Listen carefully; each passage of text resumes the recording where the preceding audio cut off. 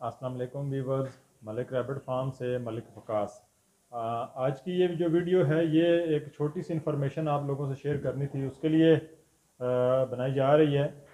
कुछ दोस्तों ने कहा था कि पूछा है बल्कि कि खरगोश को रोशनी की ज़रूरत नहीं है तो इसको अंधेरे में रखना ज़्यादा बेहतर है, ये सवाल था।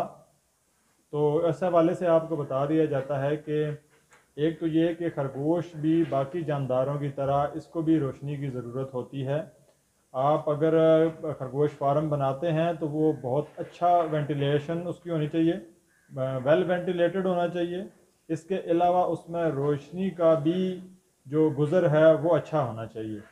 अगर आपके फार्म पे रोशनी की अच्छी मकदार अंदर नहीं आती और अंधेरा ज़्यादा है तो उससे बीमारियां फैलती हैं, और अगर वेंटिलेशन प्रॉपर नहीं है तो उससे भी आपके फार्म पे स्पेशली पेस्टुरेला जैसी बीमारी जो है वो बड़ा शिद्दत इख्तियार कर जाएगी।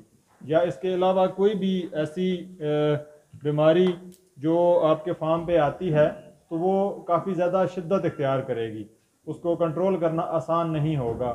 इसलिए आपके फार्म पे अच्छी रोशनी की गुज़र होना चाहिए, वेल वेंटिलेटेड होना चाहिए, और उसमें जो नेचुरल आपकी रोशनी है वो ऐसी खिड़कियां हों कि आपका जो फार्म है या आपका जो भी जहाँ पे सेटअप आपने लगाया हुआ है उसमें बेहतर रोशनी आए, ताकि कम से कम बीमारियां जो है वो आपके खरगोशों को लगें। और तकरीबन अगर स्टडीज़ की बात की जाए तो एक खरगोश फार्म में 16 घंटे उसको रोशनी रिक्वायर्ड है, ठीक है। 24 घंटे में से 8 घंटे अंधेरा और 16 घंटे जो है वो आपने खरगोश को रोशनी देनी होती है, वो जिस तरीके से भी आप उसको दें।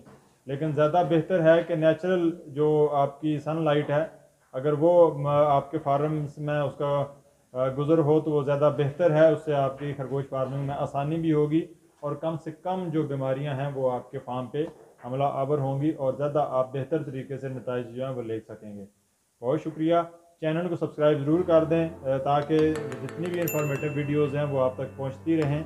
और अगर कुछ थोड़े मेरे दोस्त कंजूस हैं, अगर वो सब्सक्रिप्शन नहीं कर सकते तो वो लाइक का बटन दबा दें ताकि ये वीडियो बाकी दोस्तों तक पहुँच सके। जज़ाकल्लाह, अल्लाह हाफ़िज़।